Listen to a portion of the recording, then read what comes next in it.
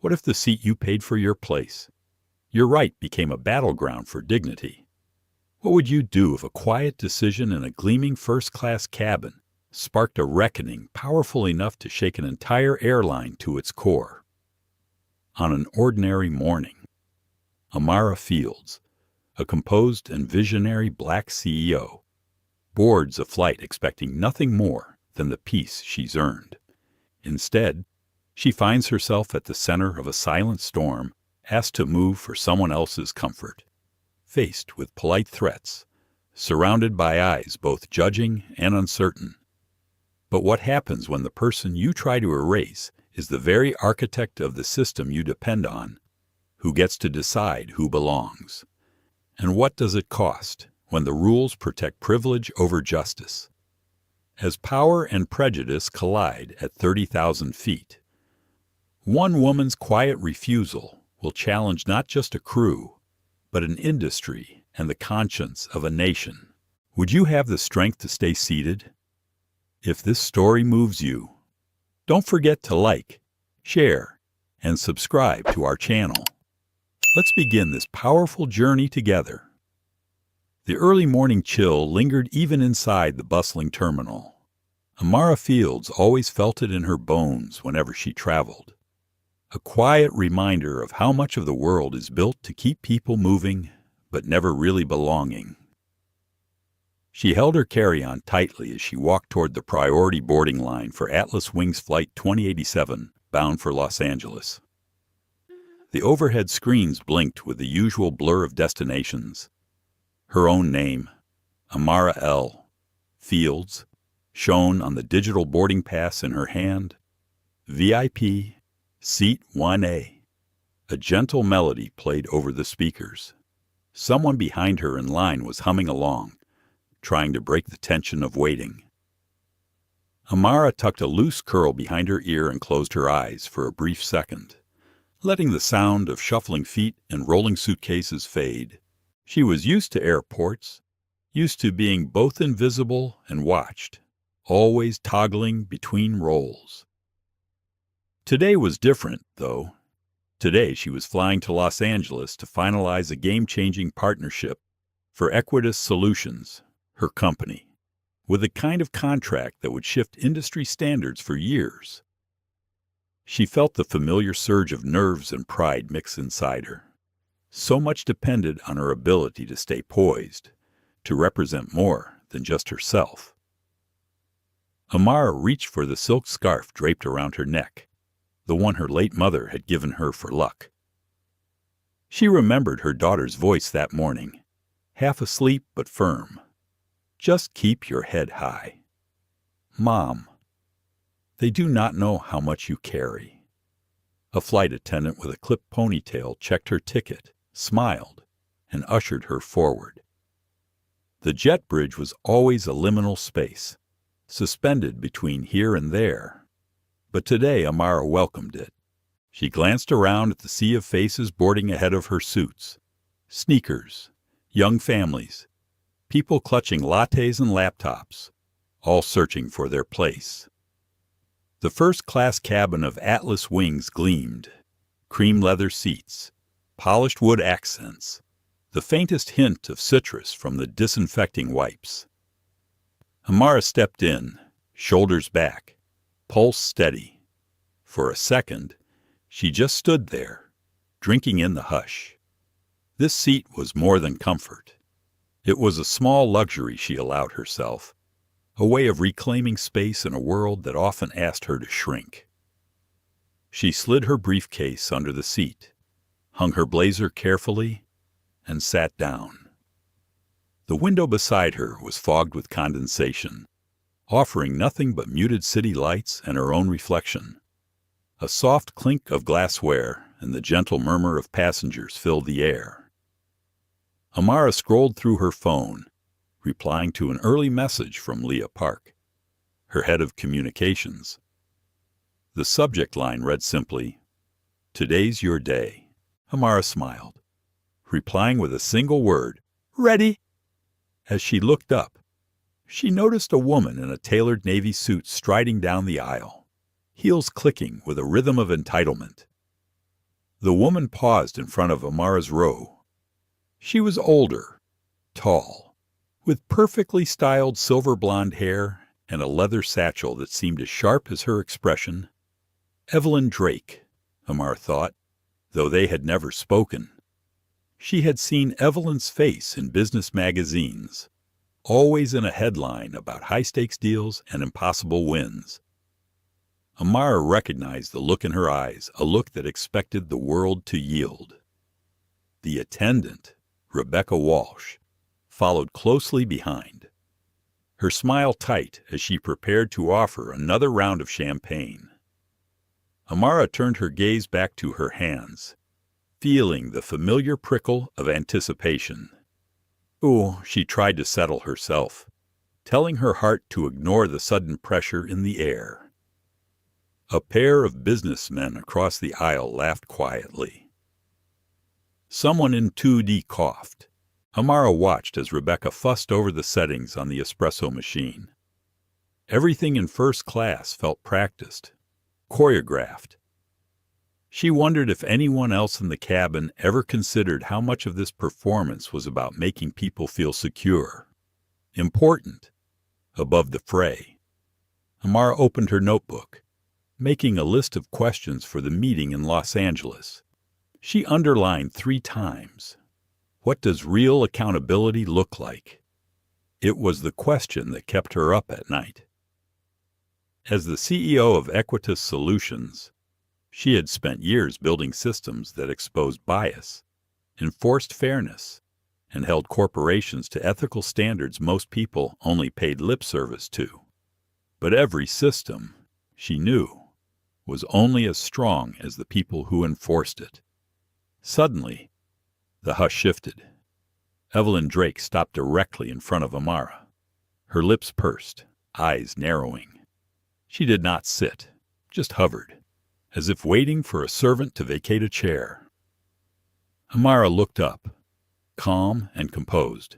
"Good morning," she said. Evelyn's smile was razor-thin. "Good morning. I think there is a mistake. This is my seat," Amara replied evenly. "I believe this is 1A. Correct. Yes, that is my seat. I always have 1A on this flight." Evelyn's voice was smooth, but carried an undercurrent of expectation. Rebecca Walsh reappeared at Evelyn's side, attentive. "Is everything all right here?" she asked. "Tone syrupy," Evelyn replied. "It appears there is a mix-up. I'm supposed to have 1A. I fly this route every week." Rebecca looked at Amara, her smile flickering. "May I see your boarding pass?" Ma'am Amara held it out. Steady hand, not a tremor. "Of course. I booked this seat 2 weeks ago." Rebecca's eyes flicked over the ticket, and something in her jaw tightened. "Yes, Ms. Fields. I see you have 1A. There might be a system error. Ms. Drake is one of our long-standing VIP clients." The words hung in the air. Amara felt a tightness in her chest, but her face remained neutral. She said softly, "I am also a VIP client." Rebecca hesitated. Evelyn pressed closer. "I don't mind waiting, but I do expect to be accommodated." A pause stretched between them. The attendant's eyes shifted between the 2 women.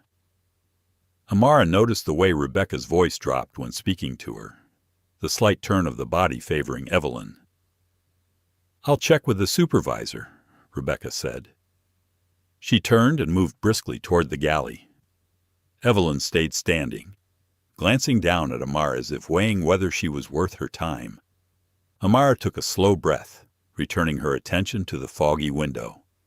She felt the old question rise inside her. Why is my presence always a negotiation? She had worked too hard, come too far, to surrender her seat in silence. But as the minutes passed and the cabin filled, Amara found herself rehearsing what she might say, how she might defend herself, how she might do it without being labeled difficult. Outside, the first rays of sunrise crept across the tarmac, lighting the sky with the promise of a new day. Amara straightened in her seat. She would not move. She would not apologize for being exactly where she belonged. The weight of arrival pressed in from all sides. And so, the stage was set. The murmur in the first-class cabin grew as more passengers settled in. A man with a navy suit adjusted his seatbelt and glanced at Amara, offering a brief, polite nod. She returned it with a smile that felt more like armor than warmth. She could feel Evelyn Drake's presence looming just beside her, the woman's perfume a sharp blend of lily and something metallic. Rebecca Walsh returned, this time with Lucas Barnett, the cabin supervisor. He looked polished in his crisp uniform, hair neatly parted, a gold Atlas wings pin on his lapel. His eyes, however, darted between Amara and Evelyn, reading the room with a subtle tension. "Good morning, ladies," Lucas began, his voice gentle but practiced. "I understand there is some confusion regarding seat assignments. Ms. Fields, may I see your boarding pass? Please." Amara handed it over, her hand steady. She watched as Lucas examined the ticket, then glanced at a digital tablet in his other hand.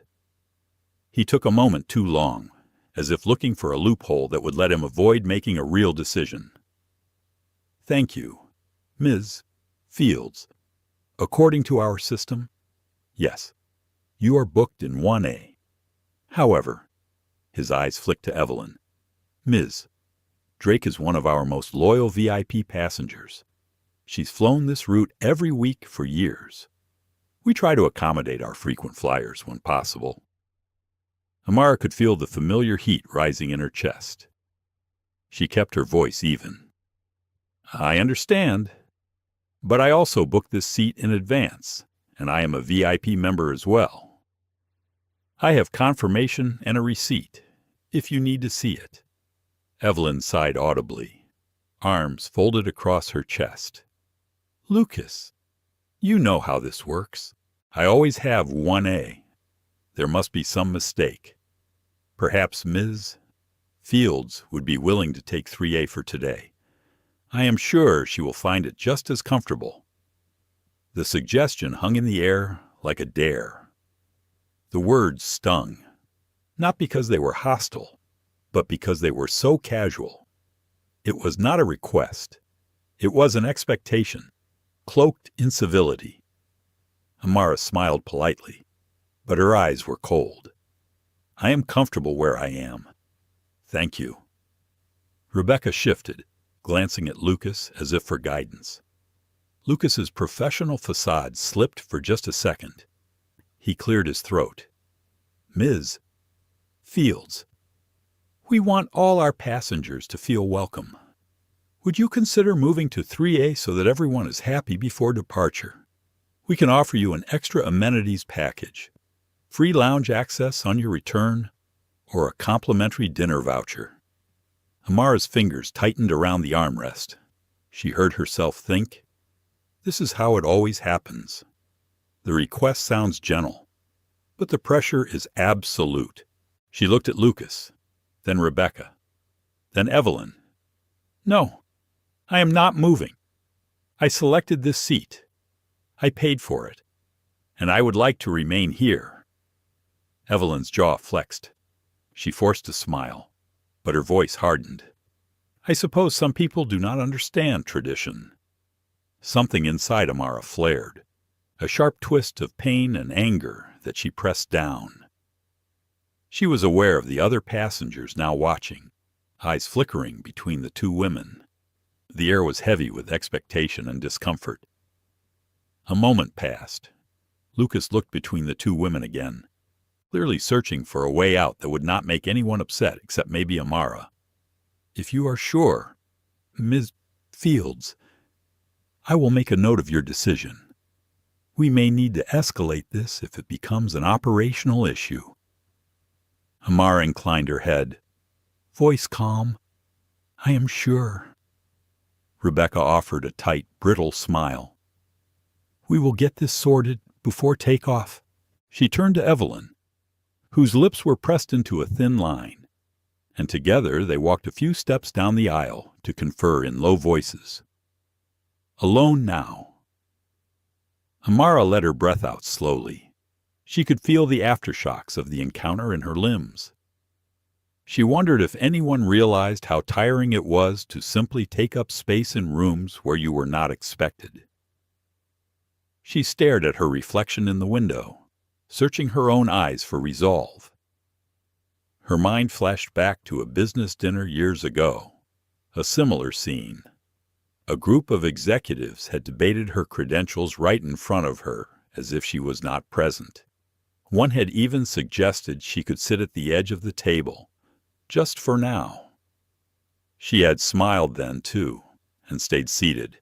Later, alone in her hotel room, she had cried for hours, not because of the words, but because of how ordinary the moment had felt. Now, on this flight, Amara promised herself she would not apologize for being present. She pressed her thumb to the ridge of her boarding pass, grounding herself in the simple fact that she belonged. She caught the eye of a man in 3C, Cameron Brooks. She remembered from boarding, a tall man with warm brown skin and a gentle, observant gaze. He gave her a subtle nod, silent support. Amara nodded back, feeling a wave of gratitude. It was enough. The moments ticked by. The cabin filled with more passengers, some laughing, some scrolling their phones. A young woman in 2D, Sophie Tran, stole a glance at Amara and then looked away quickly, her mouth pressed in a troubled line. Rebecca and Lucas returned. "Miss Fields, we are still waiting for final confirmation from the ground supervisor," Rebecca said. "If you would like, you can enjoy a beverage while we sort this out." Amara accepted a glass of water, her hand steady even as her heart thudded in her chest. She sipped slowly, buying herself time to think. What would happen if she gave in? It would be easier, quieter, but what would she teach her daughter if she did? The thought struck her harder than any insult. She pictured her mother's hand on her shoulder, remembered the way her mother's voice always managed to be gentle and unyielding at once. "Your presence is not a disruption," she used to say. "It is a promise." Rebecca lingered near the galley, glancing over her shoulder as if she could will Amara to vanish by force of will alone. Evelyn paced the front of the cabin, checking her phone, shooting looks Amara's way that held both curiosity and contempt. The tension grew, unseen but undeniable. Amara felt it in the stiffness of her neck, the way every muscle wanted to coil and retreat. Instead, she sat taller, straightened her scarf, and waited. She was not leaving, not today. The lights in the cabin dimmed as boarding neared completion. Lucas approached one last time. "Ms. Fields, I hope you understand we are doing everything we can to make your journey pleasant. Please be patient while we resolve this." "I am," Amara replied quietly. "I am exactly where I need to be." Rebecca's radio crackled. She stepped away, murmuring into it. Evelyn, now seated on the arm of a vacant seat, shot one last icy glance at Amara. In that suspended moment, Amara realized something else. She was tired of choosing between peace and dignity. Maybe, finally, she would choose both. Outside the window, the airport began to wake, the first blush of sunlight brightening the runway. But inside 1A, the real day had already begun. As the final passengers found their seats, the atmosphere in first class felt as tight as a sealed jar. Amara Fields sat still, shoulders straight, hands folded neatly on her lap. She could hear the muted conversations and the clinking of cups, but beneath it all ran a quiet current of anticipation. Every few moments, someone glanced her way. quickly looking down if their eyes met hers. She wondered if they sensed the tension or simply mistook it for the usual awkwardness of air travel. She wondered if they saw the battle already taking shape around her seat. Across the aisle, Evelyn Drake remained perched on the arm of an empty seat.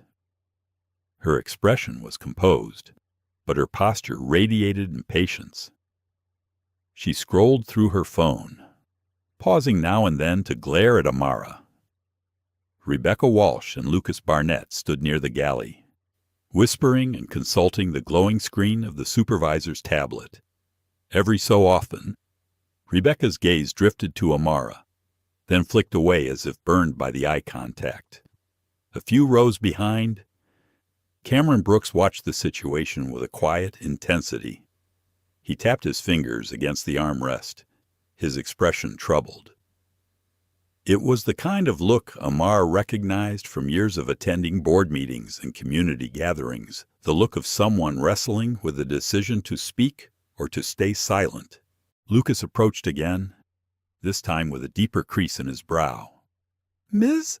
Fields, I apologize for the inconvenience. We're still working to resolve this. We just want all our guests to feel valued. If you'd agree to move to 3A, we can ensure you receive additional rewards for your loyalty." Amara met his gaze. "Mr. Barnett, I appreciate the offer, but I will not be changing seats. I reserved 1A, paid for 1A, and my ticket is clear." Lucas hesitated. "I understand. However, we are in a delicate position. Ms. Drake is an extremely important client for Atlas Wings. She has status with our executive program. We hope to avoid any negative experience for our frequent flyers." Amara heard the coded message. She had heard it in hotels, at conference tables, at the doors of Opportunity Be Pleasant, Be Quiet, and maybe you will be allowed to stay. She smiled politely, her words measured. "I, too, am a frequent flyer, and I have every right to this seat. I will not be moving." Evelyn stood now, stepping closer. Her voice dropped to a level only Amara and Lucas could hear. "I do not want a scene, but I think we both know how this should be handled. I always sit here. It is tradition, and tradition matters in this world. I am sure Miss Fields would be happier in 3A. Amara looked up, her eyes steady. "I am happy exactly where I am. Thank you." Evelyn's lips pressed into a hard line. She turned to Lucas. "I expect this to be resolved." Lucas flustered, gave a tight nod, and retreated. Rebecca lingered for a moment, uncertainty on her face. She tried to muster a smile, but it faltered. "We will do everything we can to make this right." "Ms. Fields," she murmured, before following Lucas. Amara sat back, the pressure in her chest now a dull ache. She watched the blur of ground crew outside the window, their neon vests flashing against the gray dawn. For a moment she let herself drift, recalling the feeling of her mother's arms around her as a child after a hard day at school, the reassurance that her worth was never up for negotiation. She pressed her phone to her knee, thumb hovering over the record button. She hesitated. Would recording this make her seem confrontational, or would it simply protect her truth if things escalated? She remembered a recent news story. Another black professional asked to move from first class, their voice erased by a policy meant to keep things pleasant. She thought of her daughter, the lessons she wanted to teach, and the world she wanted to help shape. With a quiet resolve, Amara tapped the record button, setting her phone screen face up on her lap. The tiny red light glowed in the dim cabin, a silent witness to whatever would come next. The cabin grew restless. A businessman in 4A, Henry Lowell, glanced at Amara's phone and then at her face. His curiosity open but cautious. Sophie Tran in 2D watched through the corner of her eye. fingers nervously twisting her hair. Cameron Brooks finally spoke, his voice soft but carrying. "Excuse me, Ms. Walsh, Mr. Barnett, may I say something?" Rebecca and Lucas turned, surprised. "Of course, sir," Lucas replied, guarded. Cameron shifted in his seat. "I have been flying this route almost as long as Ms. Drake. I have seen how things play out in this cabin. I have watched people like Ms. Fields, people like me asked to move, to be flexible, to accommodate tradition. But she is not doing anything wrong. She booked this seat. She has her card. Why should she have to move?" A ripple passed through the passengers. Rebecca's mouth opened, then closed again. Lucas looked lost for words. Evelyn bristled, eyes flashing with irritation. Amara felt her heart swell with a complicated mix of gratitude and embarrassment. She nodded to Cameron, her lips parting in a silent thank you. Lucas forced a professional tone.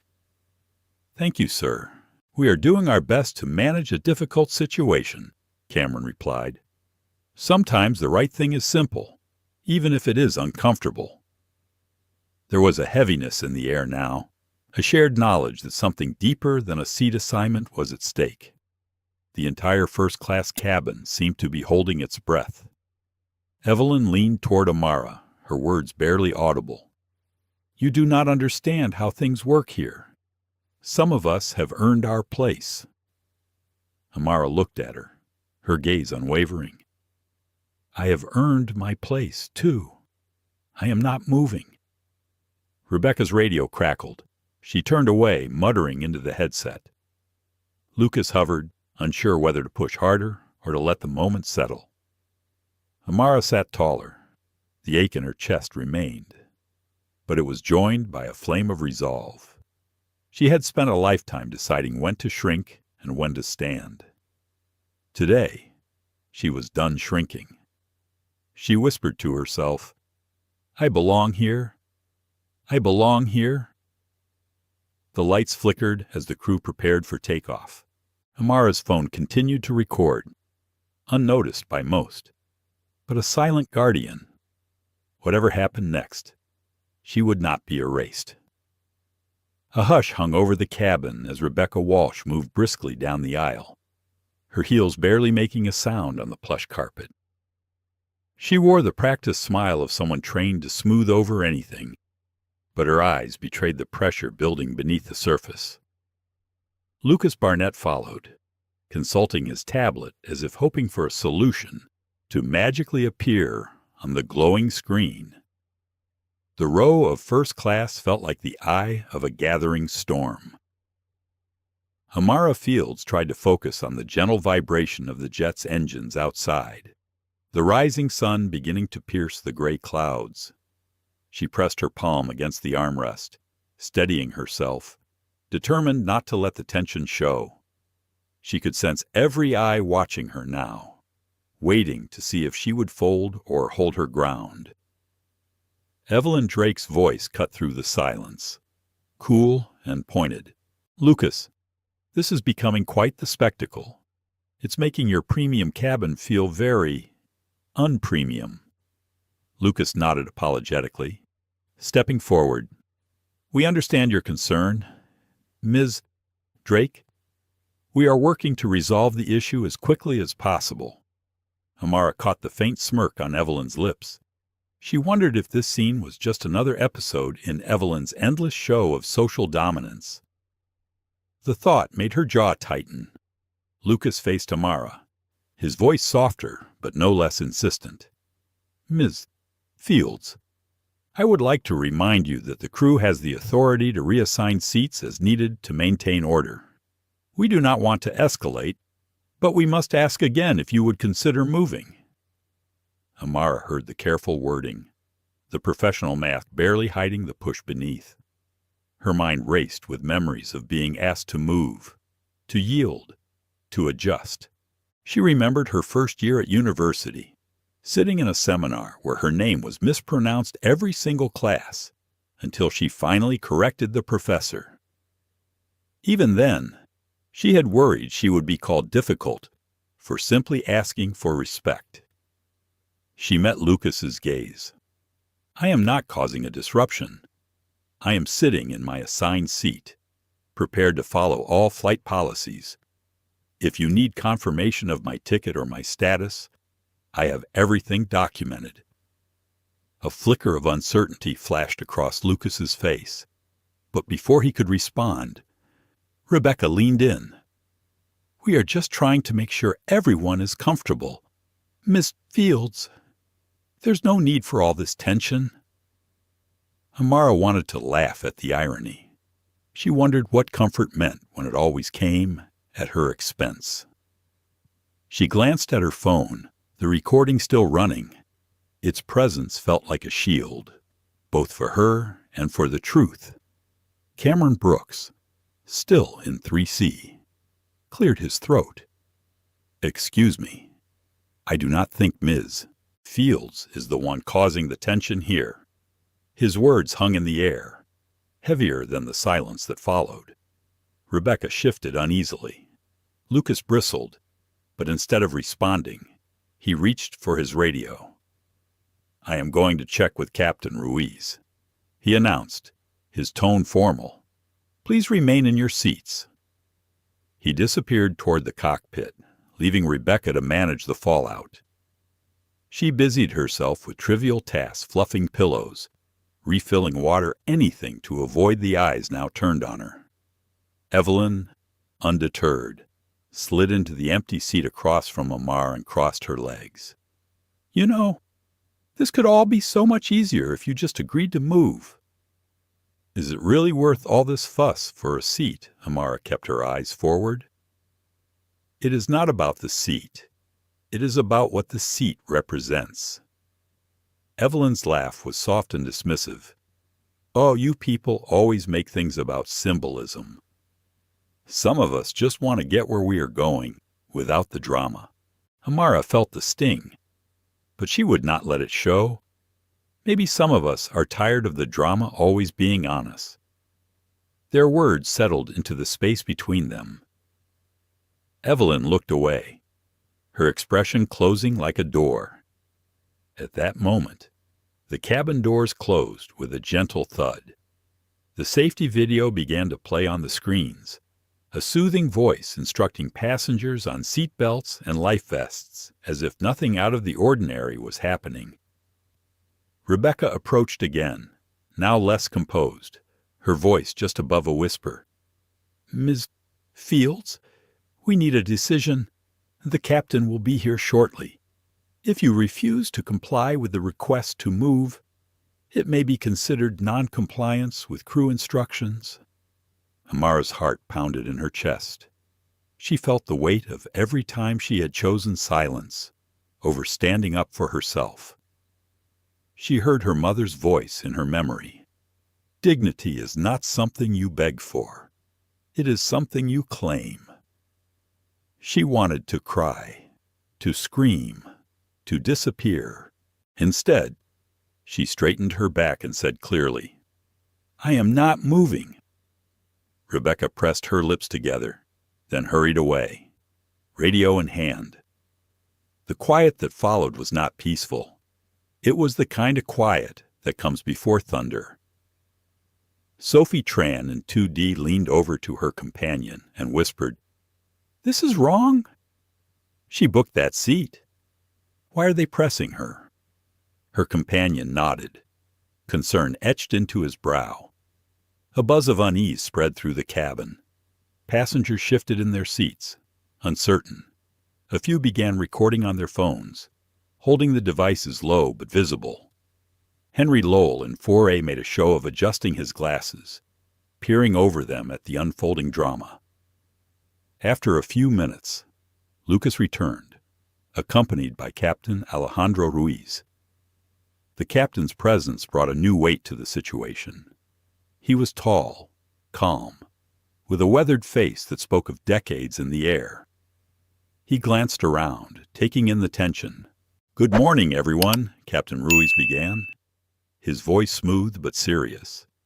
I understand there has been an issue with seating assignments. I want to make sure we resolve this respectfully. Ms. Fields, could you please explain what happened? Amara looked up at him, her eyes tired but unafraid. I booked 1A. I checked in as instructed, and I have my boarding pass.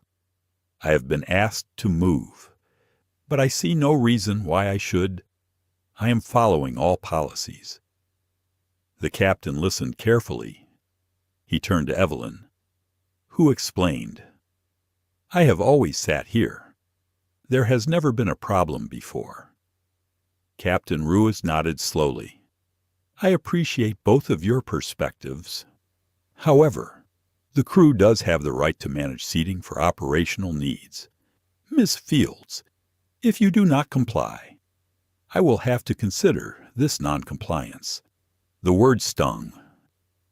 Amara felt a flicker of fear, but also something stronger, a refusal to vanish. She took a breath. Captain, I am in my assigned seat. I am not being disruptive. I would like to stay. Captain Ruiz met her gaze. Something unspoken passed between them, a moment's hesitation. He turned to Lucas. We will give you a few more minutes to decide. As the captain stepped away, Amara gripped the armrest, her hands trembling now. She felt the pressure mounting, the air thinning around her. She had never wanted to be the center of a scene, but she was done being erased. She looked around at the passengers, saw the support and the uncertainty. She thought, I am not just standing up for me. I am standing up for all the times no one stood up at all. Thin air, she realized, is not just what you breathe at altitude. It is what you feel when the world tries to make you smaller. She was not going to let that happen. Not today.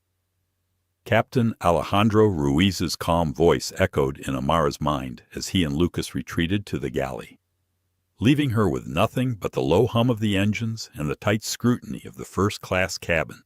Amara Fields felt the stares, sharp and searching, as if every passenger was waiting for her next move. She shifted in her seat, straightened her scarf, and tried to focus on the simple rhythm of her breath. Evelyn Drake now sat across the aisle in an empty seat, chin lifted, eyes narrowed with icy calculation. She scrolled on her phone with long, deliberate movements, pausing just enough to let Amara know she was being watched.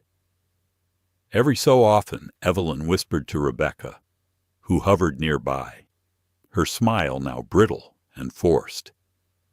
Rebecca approached again, her voice just above a whisper. Ms. Fields, we have a very tight schedule today. The crew and passengers are waiting on a resolution. If you do not agree to move, the captain will have no choice but to involve security. Amara met Rebecca's eyes, seeing not malice but a weariness, perhaps even regret. Still, the pressure was clear. I am not moving, Amara answered quietly. I am not doing anything wrong. I am following every rule. Rebecca hesitated, biting her lip. Then she glanced over her shoulder toward Lucas and the captain, both deep in conversation. A murmur rippled from the rows behind. Henry Lowell in 4A cleared his throat, then raised his voice just enough for all to hear. If a passenger booked the seat and has the boarding pass, why is this so complicated? He looked directly at Rebecca. I fly Atlas wings twice a month. I have never seen a situation like this. The words seemed to loosen something in the air. Other passengers shifted, glanced up from their tablets and magazines. Sophie Tran in 2D turned to her companion, her voice low but firm. It feels wrong, doesn't it? She has the ticket. That should be the end of it. Evelyn's eyes flashed with annoyance. She sat upright. Giving Henry a look meant to silence, but the older man simply shrugged and returned to his crossword. Amara's phone continued to record. screen still glowing gently on her lap. She wondered if anyone would ever see this video.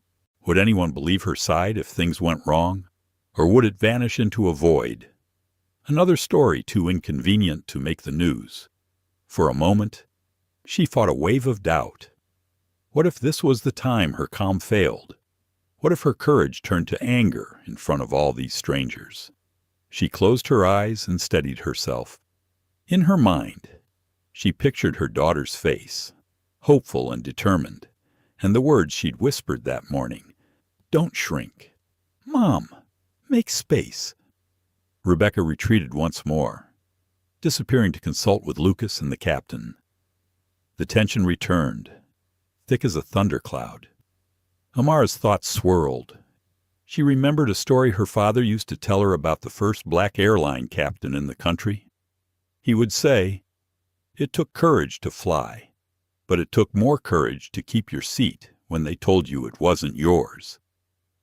She wondered if he ever felt alone in a crowd, with all eyes waiting for him to break. Just then, a quiet but steady voice rang out from 3C. "Excuse me," said Cameron Brooks, rising from his seat.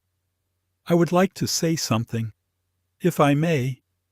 All heads turned. Rebecca paused, uncertain. Cameron stood tall, shoulders back, his presence suddenly commanding. "I have been flying Atlas wings for over a decade. I have seen this happen before. I have been in Ms. Fields's position. It always starts polite and ends with someone like me or her losing something we have paid for. We ask for respect and are told to be flexible. We ask for dignity and are told not to make a scene." He paused, letting his words settle. "I am recording, too," Cameron said, holding up his phone. "So is half the cabin. If anyone needs a witness statement, I am happy to give one. Ms. Fields has not done anything wrong." A few people murmured in agreement. One young woman near the back began typing furiously on her phone. The energy in the cabin shifted. Amara felt it, her aloneness shrinking, replaced by the first flickers of support. Evelyn Drake gave Cameron a look of pure disdain.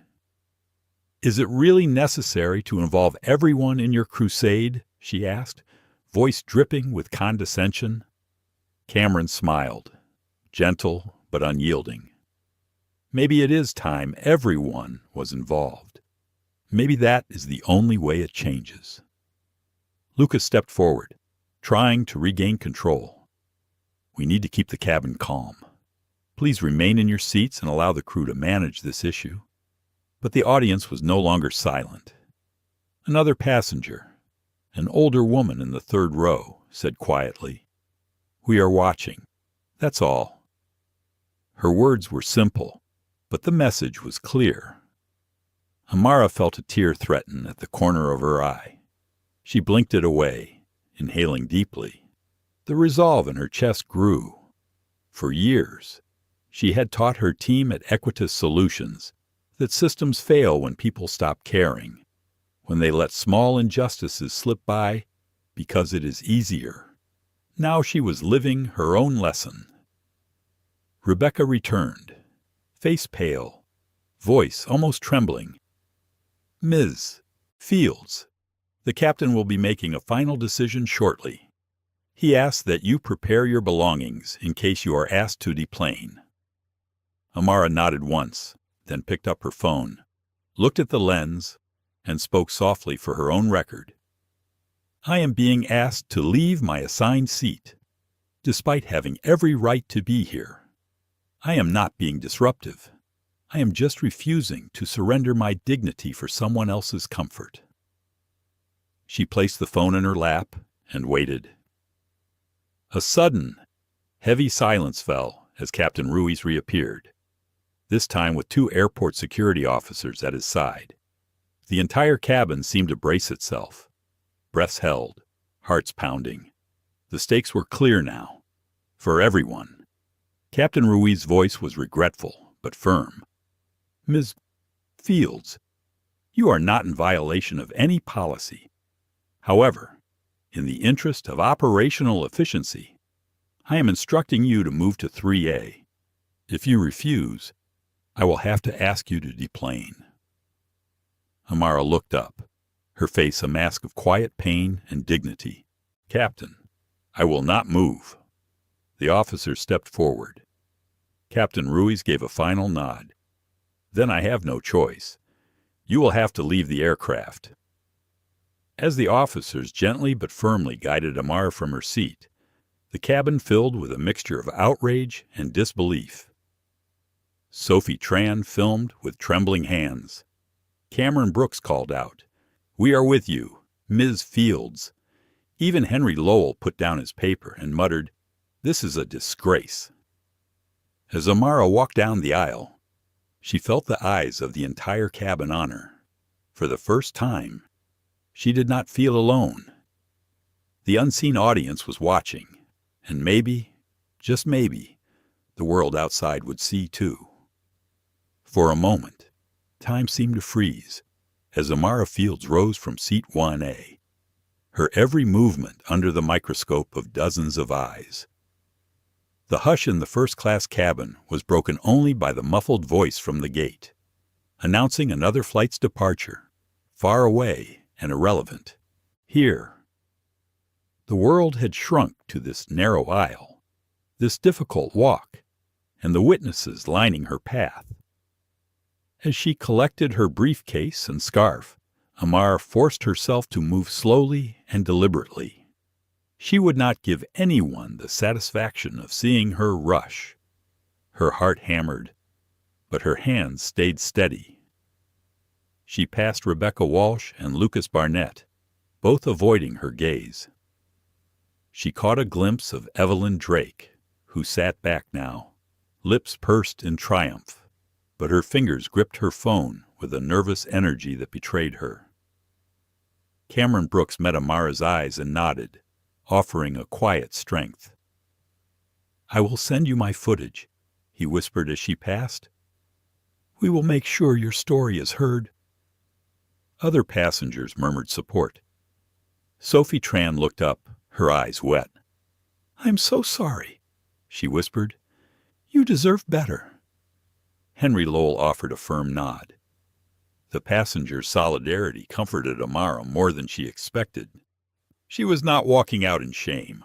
She was walking out as a witness to something that needed to be seen. At the threshold of the cabin, Amara stopped and turned. For a split second, she faced the entire first-class cabin. "I hope none of you are ever made to feel that your place is up for debate," she said, her voice soft but clear. "We all deserve to be treated with dignity." There was no anger in her words, only a deep, echoing sadness. Rebecca's voice trembled as she tried to regain the thread of normalcy. "Ladies and gentlemen, we apologize for the inconvenience. We will be departing shortly." But nothing was normal. Everyone knew it. The emotional current that ran through the cabin would not fade with a standard announcement. Amara was escorted into the jet bridge, the sound of the heavy aircraft door closing behind her. The security officer's touch was gentle but final. They offered her a seat in the empty waiting area, where she sat for a long moment, letting the reality settle over her like a weighted blanket. She stared at her hands. They were shaking now. She pressed her palms together, grounding herself in the memory of her mother's advice. Sometimes you must lose a battle to show the world where the war really is. Amara blinked away sudden tears, determined not to let this moment define her. She reached into her bag and pulled out her phone, watching the video play back. Her voice, her composure, her truth, all there, undeniable. A few minutes later, her phone vibrated with a message from Leah Park, her head of communications. "Leah Amara, are you safe? I'm hearing from a contact at Atlas Wings that something happened. What do you need, Amara? They removed me from 1A for not yielding to a preferred passenger. I have video. Cameron Brooks and at least 4 others recorded everything. Leah, I'm on it. Don't say anything to press yet. Michael and Jada are already assembling legal and PR. Are you okay, Amara? I will be. Let's make sure this doesn't happen again. Amara felt her resolve settle into something hard and unmovable. This was no longer just about her seat. This was about every person who had ever been told, politely or not, that they did not belong in a space they had earned. The gate agent approached, offering a sympathetic look. Ms. Fields, we can book you on the next available flight or arrange a private room while you wait. Is there anything I can get you? Amara shook her head, managing a faint smile. Thank you. I just need a moment. When the agent walked away, Amara scrolled through her contacts, selecting Jada Matthews, her closest friend and Equidace's CTO. The call connected with a soft beep. Jada, Amara said, her voice raw. It happened. They asked me to move, and when I refused, they called security. I have video. Jada's voice was instantly fierce. Send me everything. We will handle this. You did nothing wrong. Are you alone? I am. Leah and Michael are already moving on the legal and PR side. I need you to know I am not hurt. Not in the way they hoped. I am angry, Jada, but I am more resolved than ever. Jada was silent for a moment. Then, you have us. You have a whole team. This is not going to disappear quietly. Not with Equidace on your side. Amara managed a small, grateful laugh. That's the plan. I need to do something with this pain. As she ended the call, she looked through her inbox, already filling with notifications and a couple of early media inquiries. She ignored them for now. Instead, she opened a blank email, addressed it to Leah, Michael, and Jada. Subject: Next Steps Body. I was removed from my seat. I have clear video. Cameron Brooks and other witnesses are willing to speak. I want to take this public, but I want to do it right. Please begin preparing an official statement. No outrage, no dramatics, just truth. This is not just my fight. I want to talk about the system, about power and bias, about how small moments add up. Let's turn this into something bigger than a single flight. She hit send. The airport around her bustled, oblivious to the storm brewing inside the terminal. But Amara felt strangely calm now. She had done what was right, even though it had cost her. She had not surrendered her dignity. She had chosen to stand, and in doing so, she had made herself visible in a way that no one could ignore. Her phone pinged again. Cameron Brooks had already sent his video footage, along with a simple note, "We are with you." Amara closed her eyes and took a deep breath. This was not the ending. It was only the beginning. As Amara Fields sat in the quiet waiting area beyond the jet bridge, the world outside the windows was coming to life. Planes rumbled down runways. Shuttles beeped as they ferried new passengers. And airport workers moved briskly through their morning rituals. Inside Amara, though, a different storm was gathering. One born of humiliation and resolve. Her phone did not stop buzzing. Dozens of messages poured in, some from colleagues at Equidace Solutions, some from friends and contacts who had already heard whispers of what happened. News traveled fast in the digital age, and Amara's story was beginning to move beyond the boundaries of Gate C-27. A notification caught her eye. Leah Park, ever efficient, had already begun to mobilize. Leah's message was short, but loaded with action. Leah Legal is pulling contract clauses now. PR is preparing a holding statement. Do you want to record a personal message for internal use? The board is already asking if this could impact our Atlas Wings partnership. Amara read the message twice, then typed back with steady fingers. Amara, yes. Let's get ahead of it. But I want the tone to be focused on systems, not just on me. This is bigger than one person or one seat. Leah, understood. We're gathering witness accounts.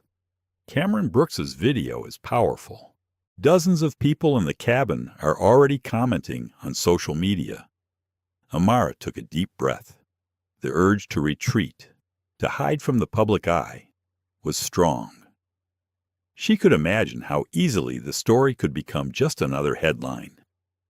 Black CEO ejected from her seat. Airline apologizes. Cycle repeats. But there was another part of her, the part that had built Equitas from scratch, the part her daughter believed in. That part would not let her hide. Instead, Amara scrolled through her phone and pressed record on a short video. Her voice was steady, her expression calm. I was removed from my assigned seat this morning. I was told it was for operational reasons, but the truth is, I was asked to move to accommodate another passenger's preference. This is not the first time it's happened to someone who looks like me. It happens quietly, politely, until you notice the pattern. I am not angry for myself. I am determined that this story will mean something. Dignity should not be up for negotiation. She sent the video to Leah, then stood and gathered her things. The day could not wait for her to process her anger. There was work to be done. Meanwhile, on board Flight 2087, the fallout was immediate. Passengers murmured in disbelief. Some demanded answers from Rebecca Walsh, whose face had gone pale. Evelyn Drake stretched out in seat 1A. But there was no victory in her posture, now only a wary alertness, as if waiting for some blowback she could not control. Cameron Brooks stayed on the plane, quietly organizing other passengers who had recorded the incident.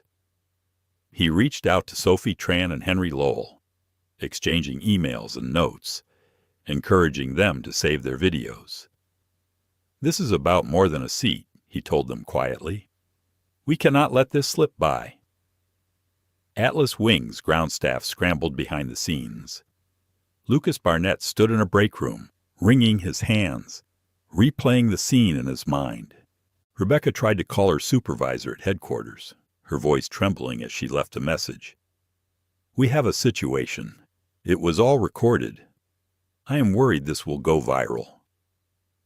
At the Atlas Wings Operations Center in Chicago, a young analyst named Brianna flagged the first trending posts. We have a problem, she whispered to her manager, forwarding a string of videos and angry tweets.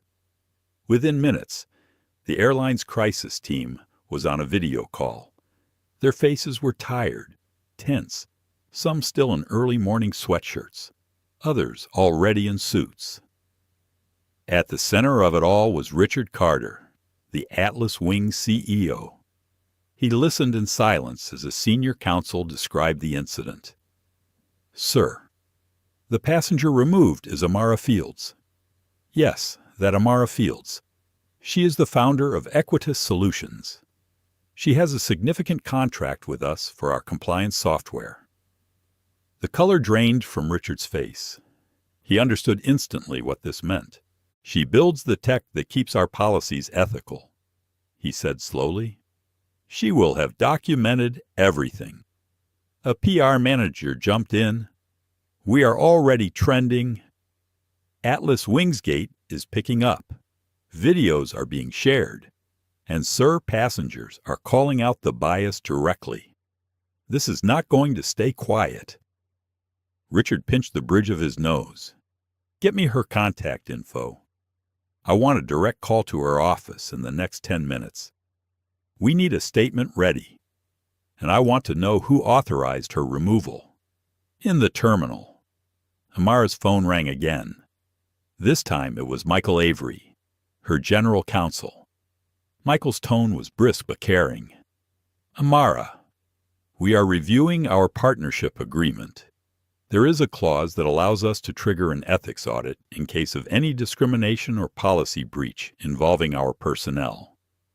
If you want to use it, we can launch a full review. Amara considered this. Her instinct was not to punish, but to push for change. Let's prepare the audit paperwork. Michael, I want to do this by the book. No threats, just accountability. I want Atlas Wings to feel the consequences of their choices. Michael agreed. Leah will coordinate the statements and witness lists. We are here for you. And Amara, don't let them make you question your worth. You did the right thing. After ending the call, Amara sat in the stillness, letting the weight of it all settle in her chest. She closed her eyes, picturing her daughter's drawing pinned to the refrigerator back home, a simple crayon sketch of the two of them, holding hands, smiling. She thought about what kind of world she wanted that little girl to grow up in. Her phone vibrated once more. It was a text from Cameron Brooks, a photo attached. It showed Amara from behind as she walked down the aisle. The heads of the other passengers turned toward her in support, their expressions somber but awake.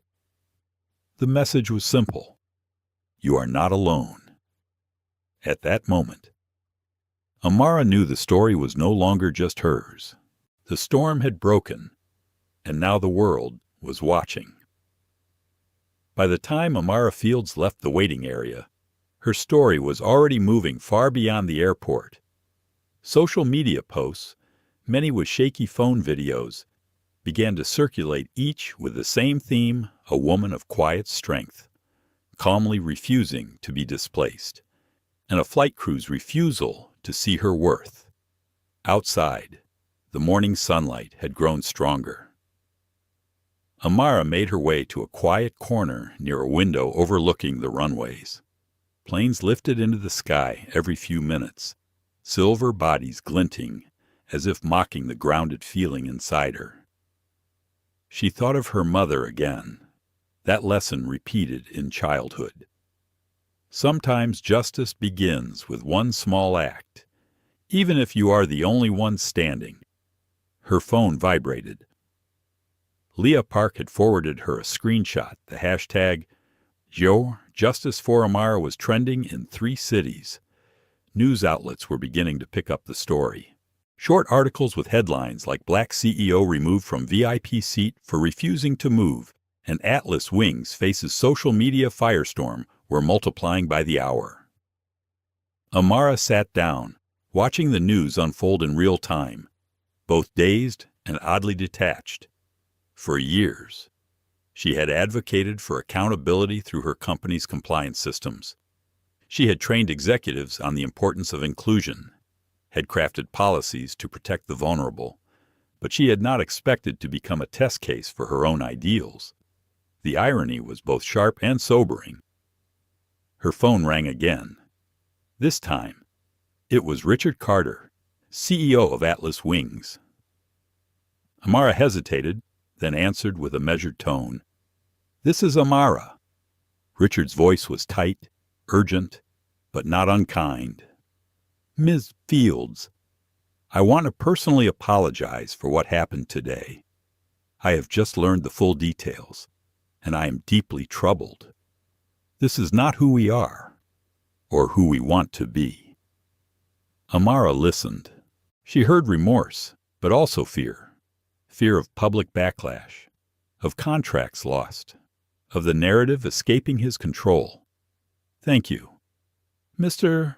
Carter," Amara replied, "but apologies are only as meaningful as the actions that follow. I have my own video and witness accounts. My team is preparing a formal ethics audit under our partnership agreement. I hope you will cooperate fully." Richard paused. "Of course, we will do whatever is needed. Please, can we resolve this without further escalation?" Amara closed her eyes, remembering every moment she had told another leader that change was possible, but only with truth. "That depends on what you do next. I will not let this be minimized. I want to see real accountability. And I want every passenger and crew member to know this is about more than a single seat. It is about every policy and every person who is made to feel small. Richard sounded chastened. Understood. Please send me your team's statement. I will gather my executives and respond within the hour. After the call. Amara exhaled slowly, feeling her own boundaries hardening. She would not accept vague promises or quiet settlements. She was resolved, but also vulnerable. In the past, these moments would have left her shaken for days. But this time, she felt buoyed by something new: community, a rising tide of voices echoing her own. A message arrived from Jada Matthews. Amara opened it, feeling relief at her friend's steady presence. Jada, we are with you. I have lawyers, data analysts, and comms on standby. Cameron is gathering other witnesses. Leah is preparing a press kit. Do you want to be in the first video statement, Amara? Yes, but only if we focus on solutions. I don't want this to be about outrage alone. Jada, that is what makes you a leader. We'll draft something together. Rest a moment if you can. For the first time all morning, Amara let herself relax into the chair, gazing at the runways, imagining her daughter at home, already hearing about the story from a classmate's parent. Amara's heart ached at the idea of her daughter learning about the world's unfairness in real time. But she also felt proud that her child would see a model of dignity and refusal to surrender. Another ping this time, from Michael Avery. Michael, the audit clause is triggered. Our team is authorized to review all relevant Atlas Wings data ticketing, passenger complaints, loyalty assignments, incident logs. If there is a pattern, we'll find it. Amara. Thank you. Michael. Please work with Leah on the public statement. I want the tone to be honest, clear, and firm. No anger, just truth. As the hours passed, Amara watched the story spread. Passengers from her flight began posting their own accounts. Sophie Tran described the moment she realized Amara was being pressured. Henry Lowell wrote a short, dignified post about what he witnessed. Cameron Brooks's video was shared widely, his calm narration highlighting the quiet unfairness of what everyone saw. Support poured in from unexpected places, from young professionals who saw themselves in Amara's resolve, from older travelers who admitted they had stayed silent in similar moments, from allies who wrote that they would do better next time. Amara's inbox filled with hundreds of messages. Some were from other CEOs, congratulating her on her poise. Others were from strangers who had never set foot in first class but felt the sting of exclusion just as sharply. Atlas Wings, meanwhile, was struggling to regain control. Their initial statement, bland and vague, only made things worse. Social media erupted in anger. Commentators called for firings, policy changes, boycotts.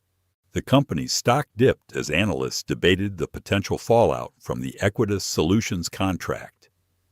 Inside her, Amara wrestled with a sense of both vindication and fatigue. She had always known that standing up came with a price, but she had never expected her own story would become the spark for a movement. As the sun moved higher in the sky, Amara took a final deep breath and stood, shoulders squared. She would not be defined by one flight or one loss. She had work to do, a new altitude to reach, not just for herself, but for everyone who had ever been told their worth was conditional. Before she left the terminal, Amara replied to Leah and Jada, "Amara, I'm ready. Let's raise the standard." And with that, she stepped back into the world, no longer just a passenger, but a catalyst for change. The world spun quickly once Amara Fields left the terminal. What started as a confrontation in the quiet, climate-controlled luxury of first class was now breaking into headlines, news alerts, and hashtags. Videos filmed by Cameron Brooks, Sophie Tran, and others had been stitched together, shared, and analyzed by thousands of strangers before Amara had even finished her coffee.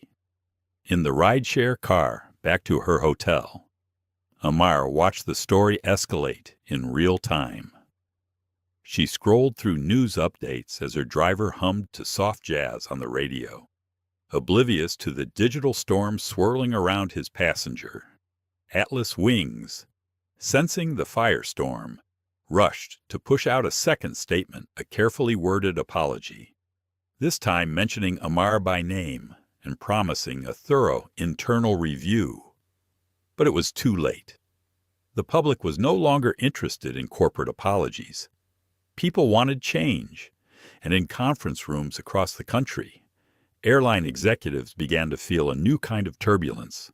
By noon, Amara's face was on national television. News anchors replayed the moment she was asked to move, debated the words of Captain Alejandro Ruiz, and highlighted Cameron Brooks' steady voice. We cannot let this slip by.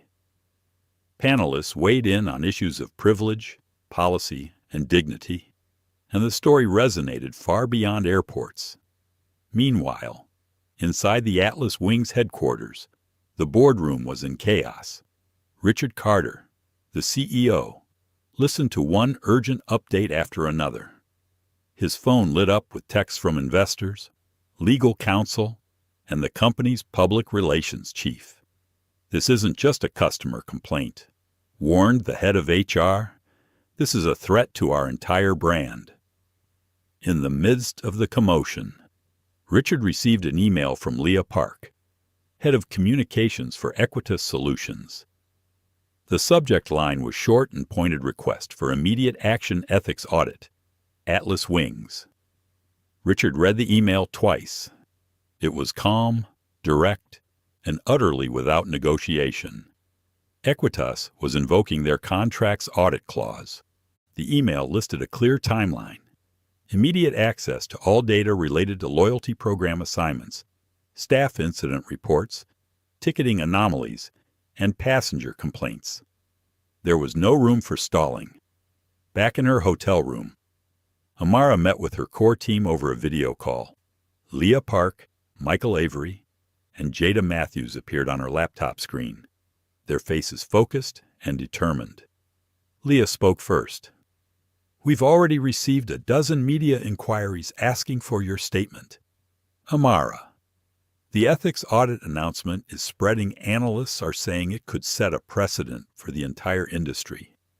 Are you ready to go public? Amara nodded. Her heart was heavy, but her mind was sharp. Yes, but our message must be about structure, not just personal pain. We need to show how policy enables bias and how accountability can reset the standard. I don't want this to be about me alone.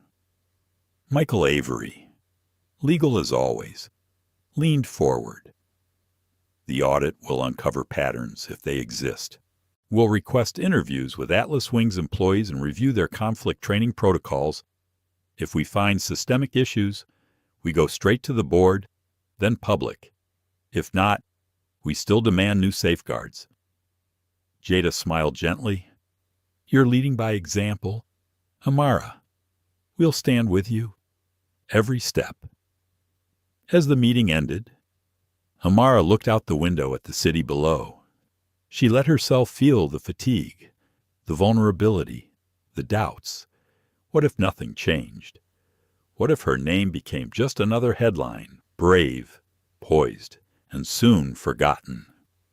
She pressed her forehead to the glass and whispered, Not this time. Just then, her phone chimed with a message from Cameron Brooks. It was a screenshot of a message thread, other passengers from the flight agreeing to speak publicly, to join a group statement supporting Amara's account of what happened. Cameron's text read, We have your back. You gave us the courage to speak. Amara's eyes filled with gratitude. She replied, Thank you. Cameron, your voice changed everything. Elsewhere, The consequences of the incident reached into the lives of those who had enforced or enabled it. Evelyn Drake found her name trending for all the wrong reasons. Her law firm received angry emails, her profile shared and criticized. She sat alone in her office, scrolling through comments, some harsh, some insightful. For the first time, she wondered if her lifelong confidence in how things worked had blinded her to the cost of her privilege. Rebecca Walsh, the flight attendant, spent the afternoon in the employee lounge, head in her hands. Lucas Barnett fielded calls from upper management, each conversation more tense than the last. Both wondered if a single moment, one decision, one polite push could truly change the course of their careers.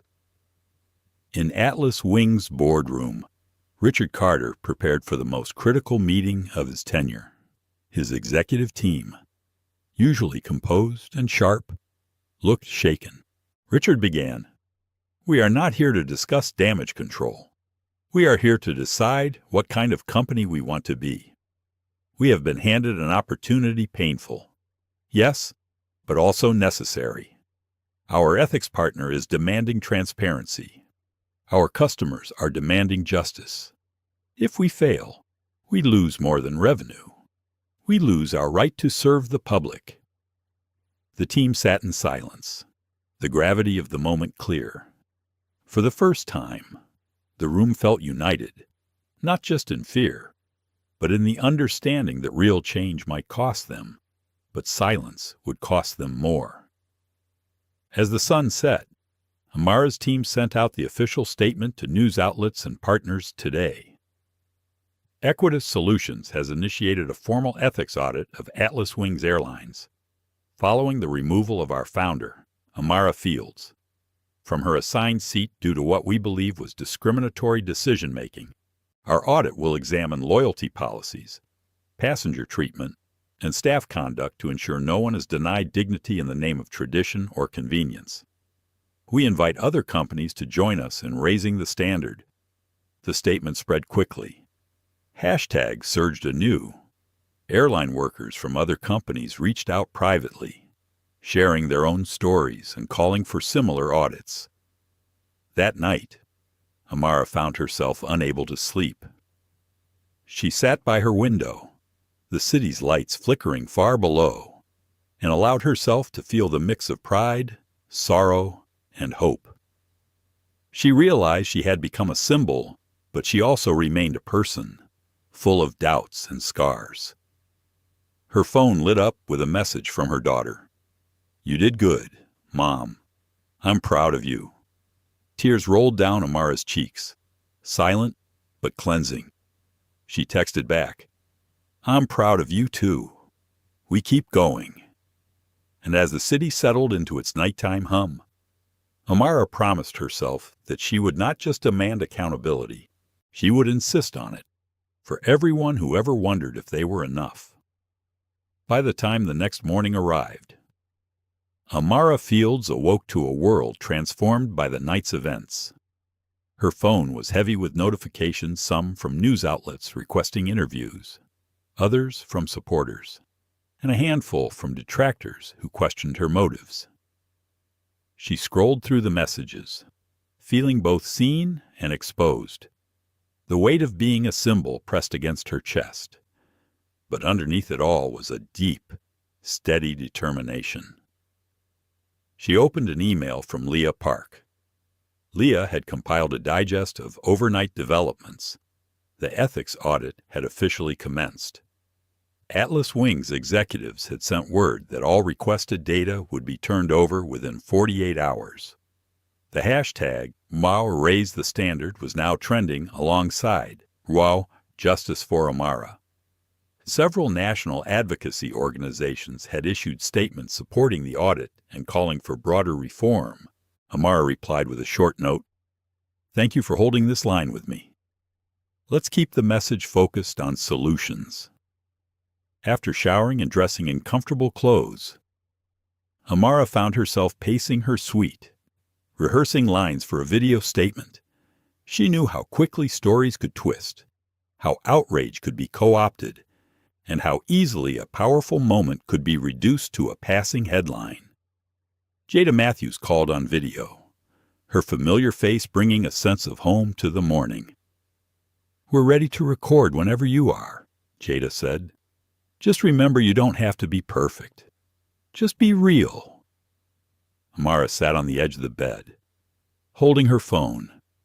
For a moment, she let herself feel small, almost like the little girl who once watched her mother face down a school principal over an unfair detention.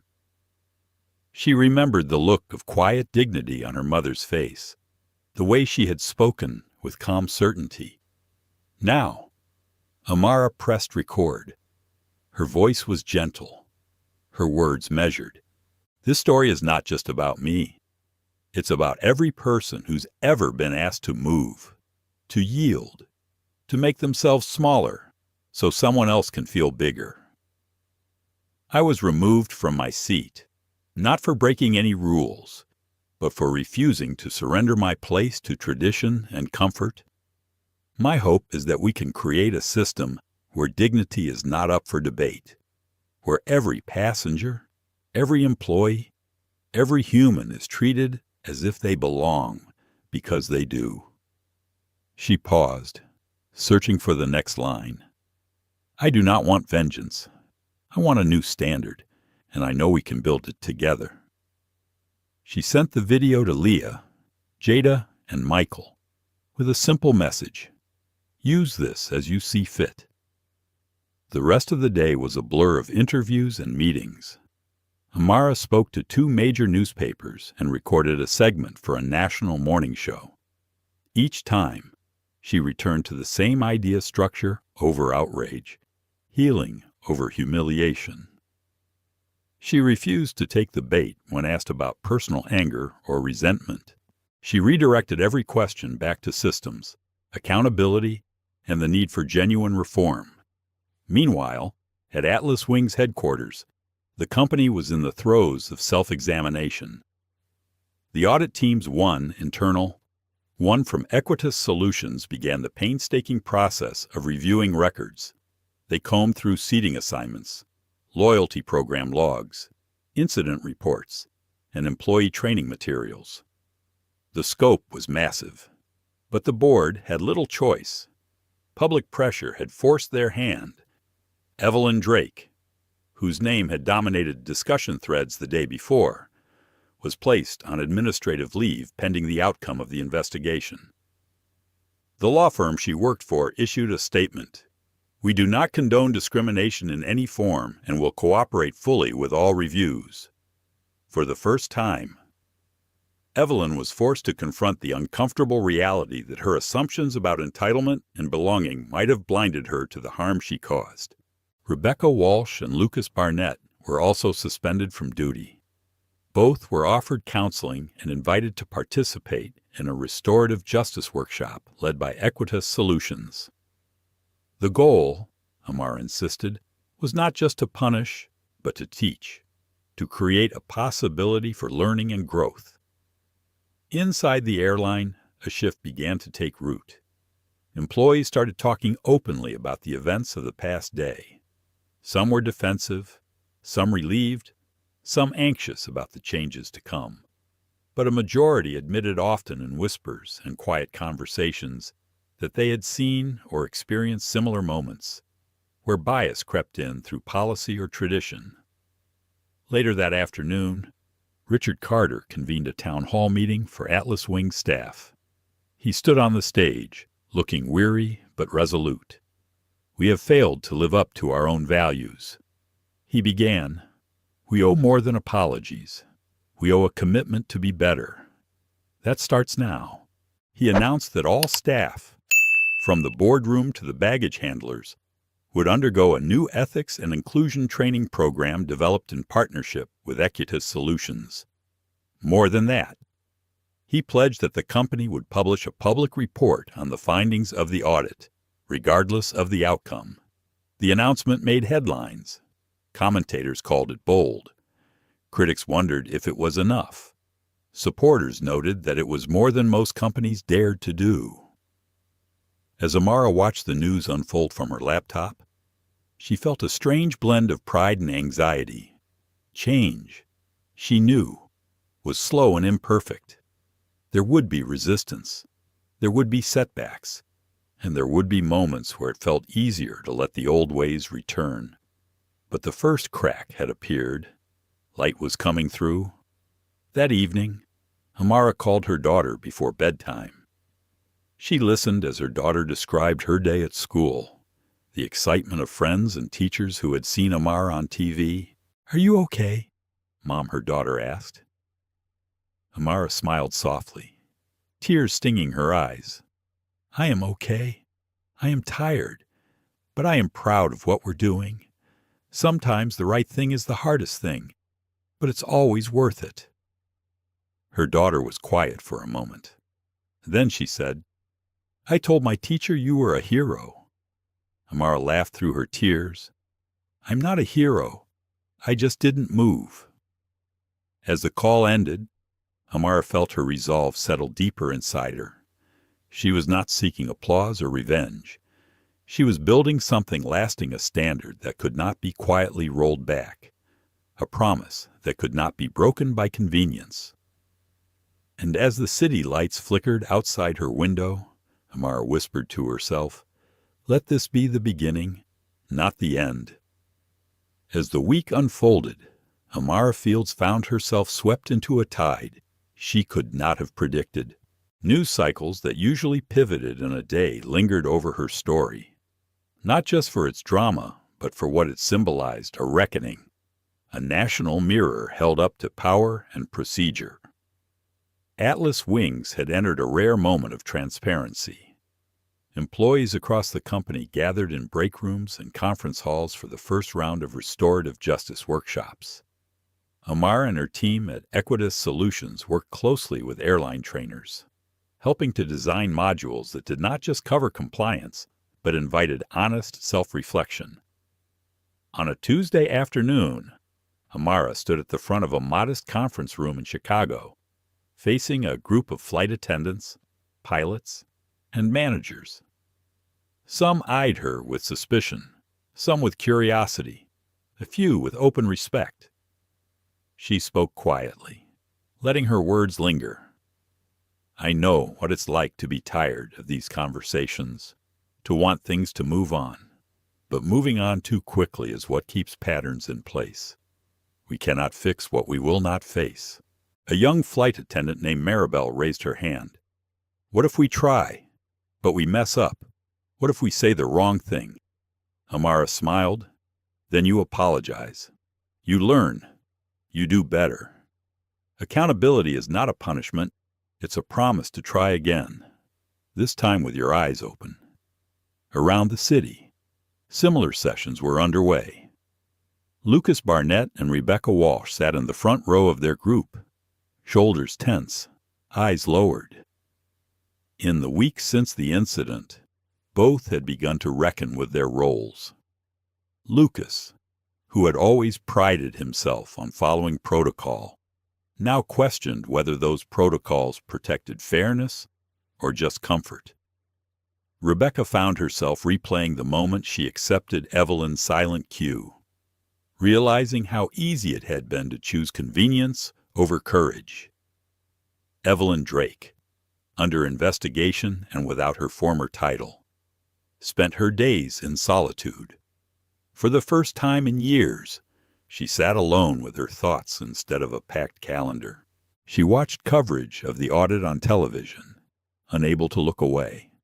Sometimes she scrolled through angry messages, sometimes through thoughtful ones, most often through silence.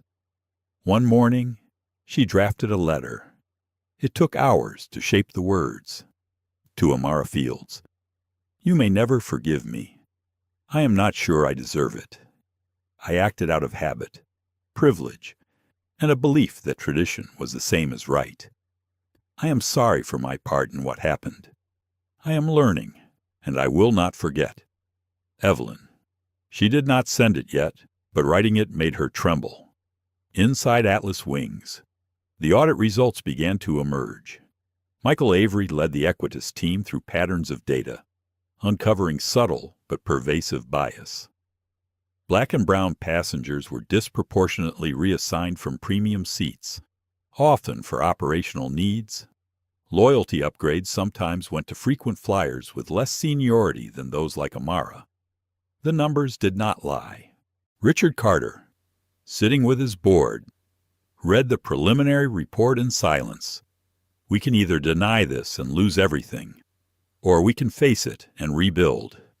He said. The board agreed. Publicly, Atlas Wings pledged to make the audit results available in full, a radical act for an industry built on secrecy and image. Reporters called the move unprecedented. Other airlines began to inquire about partnerships with Equitas, hoping to avoid a similar scandal. Advocates hailed Amara's steadfastness. Critics still accused her of seeking attention, but their voices faded against the clear evidence of change. Late one night, Amara received a video message from Cameron Brooks. In the clip, Cameron sat at his kitchen table. I used to think it was enough to be polite, to not make waves. But you taught me that quiet can be complicity. I want you to know I have joined a community group for fair travel. I am speaking up. You gave me the courage to do that. Amara replied, her own voice thick with emotion. Thank you for standing with me. We build the new standard together. As the days went by, Amara's inbox filled with similar stories. A baggage handler wrote about challenging a supervisor's unfair remarks. A pilot shared a moment where he intervened for a nervous young traveler of color. A retired employee admitted that he had once been part of the problem, but now wanted to be part of the solution. Amara saved every message. She created a folder called Mirrors in the Sky. It was a phrase her mother used, reminding her that what we see in the world often reflects what we allow inside ourselves. The day came when Atlas Wings formally announced the results of the audit. Richard Carter and Amara stood side by side at a press conference. Cameras flashed. Reporters asked pointed questions, and for a moment Amara wondered if the world would listen. Richard spoke first. We have failed to protect the dignity of every passenger. We have failed to honor the spirit of fairness that our industry is built upon. Today, we accept the findings of the audit and commit to every recommendation. Amara followed, her voice calm and resolute. Justice is not about blame. It is about truth, about building new standards where everyone belongs. Atlas Wings has chosen accountability. I hope others will do the same. When the event ended, Amara felt the press of exhaustion and possibility. She stood at the edge of the room as employees lined up to thank her, to ask questions, to apologize. Some brought stories of their own pain. Some brought hope. All brought honesty. Before leaving, Amara walked through the terminal one last time. She watched passengers, crew, and staff, each part of a living system that was beginning to see itself anew. She paused by a window, looking out at the runway, remembering her walk down the aisle and the voices that had spoken up, quietly at first, and then louder. She smiled to herself, feeling the wind shift. Mirrors in the sky, she thought. Maybe now, more of us would dare to look. The month that followed the press conference moved quickly. Yet for Amara Fields, every day felt like stepping into a new world, one she had fought for, one she never expected to see so clearly reflected back. The Equitas Solutions Audit was published in full, accompanied by a letter signed jointly by Amara and Richard Carter. The document made headlines across business news, advocacy channels, and even travel magazines. Atlas Wings, it announced, would suspend first-class operations for 48 hours for mandatory staff training and unprecedented reset. Amara watched from her office as social media responded with a mix of skepticism and applause. Will it really change anything? Some asked, others wrote, about time an airline stopped everything to learn how to serve. For Amara, the question was not whether it was enough, but whether it was a beginning.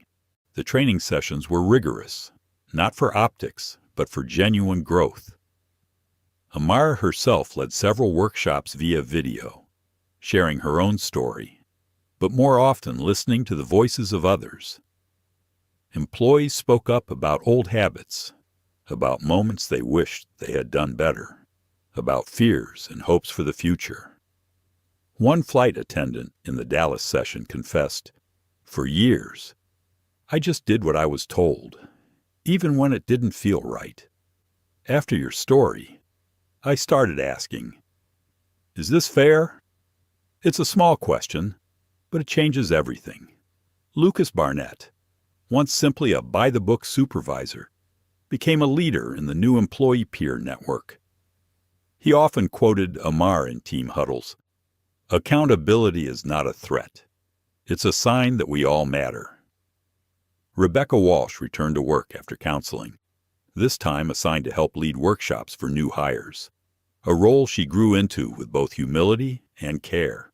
Even Evelyn Drake, after much reflection and a public apology, moved into pro bono legal advocacy, helping travelers whose complaints might once have been ignored. She finally sent her letter to Amara, and to her surprise, Amara replied simply, "Thank you. Growth matters more than guilt." Cameron Brooks continued to organize passengers' voices, starting a network that advocated for fair travel everywhere. Sophie Tran and Henry Lowell, once only silent witnesses, became regular contributors to Equitas's new advisory panel, their perspectives now valued and sought.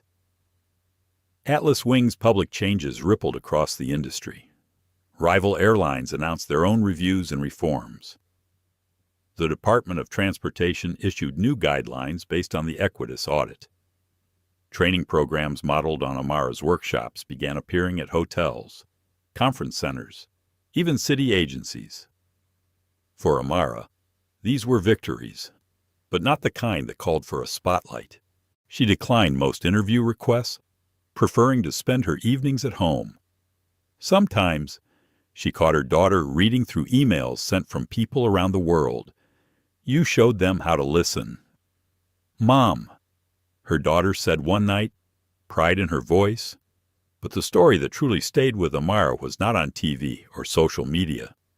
It came in a handwritten letter from a retired flight attendant in Florida. The woman wrote, "I never thought I'd live to see the day when silence was not the safest choice. Thank you for teaching us to use our voices, even when they shake." One crisp Friday morning, Amara was invited back to the airport, not as a passenger, but as an honored guest. Atlas Wings had decided to mark the end of their 2-day training pause with a quiet ceremony. Employees gathered at Gate 14 with no media, just a sense of community and purpose. Richard Carter gave a brief, honest speech. "We are still learning, but for the first time, we are learning together." Amara Fields, thank you for giving us the courage to face ourselves. As the ceremony ended, Amara was asked to board the first resumed flight, a gesture loaded with symbolism. She accepted, walking down the jet bridge not with fear or anger, but with the peace that comes from being seen and respected. The new crew greeted her warmly. Rebecca, now back in uniform, met Amara's eyes with genuine gratitude. "Welcome aboard, Miss Fields," she said. "Your seat is ready." As Amara settled into 1A, she looked around the cabin and saw not just new faces, but a new energy. Gone was the brittle sense of hierarchy, the nervous glances. In their place was a sense of openness, a willingness to see each other. As the plane taxied toward the runway, Cameron Brooks passed by on his way to his seat further back. He stopped and smiled. "Feels different, doesn't it?" Amara nodded, a gentle pride rising in her chest. "It does. It feels possible." During the flight, She watched the cabin crew work small gestures, respectful words, eyes that actually saw. She heard laughter from the galley, the soft exchange of stories, a ripple of hope. It wasn't perfection, but it was a start. After landing, as passengers gathered their things, a young man paused beside Amara. "Thank you," he whispered. "I never thought it could change, but you proved it could." Amara smiled. "We all did," she answered. Outside the terminal, the autumn air was brisk. Amara stood for a moment, letting the sun warm her face, breathing in the possibility of what could come next. She knew there would be other flights, other challenges, other moments where someone would be told quietly or bluntly that they did not belong. But she also knew that the standard had shifted, just enough that no one would forget how it happened. Dignity was no longer a favor. It was a right, and she had helped the world remember. Before heading home, Amara sent one last message to her team. Let's keep raising the standard. The work is never done, but it's worth doing. As she walked toward the parking lot, her steps felt lighter than they had in months. The sky overhead was open, clear, and full of promise, the kind that lingers long after the headlines fade, the kind that cannot be taken by anyone else. This was the standard that remained. Sometimes, justice doesn't look like a headline or a courtroom victory. It looks like a single seat quietly reclaimed, a policy rewritten, a company forced to see itself in the mirror. Today, we followed Amara Fields through humiliation, courage, and transformation, not just for herself, but for everyone ever told they don't belong. Her story reminds us that every act of quiet resistance can become a catalyst for change. It's a call to see each other with dignity, to challenge silence, and to never accept injustice as just the way things are. But this isn't just Amara's fight. It's ours. How many more seats, how many more moments will we allow to slip by before we raise the standard for everyone? If you believe in the power of stories to drive change, please like, share, and subscribe for more true stories that challenge, inspire, and unite us. Thank you for being part of this movement. We can't wait to see you in the next video.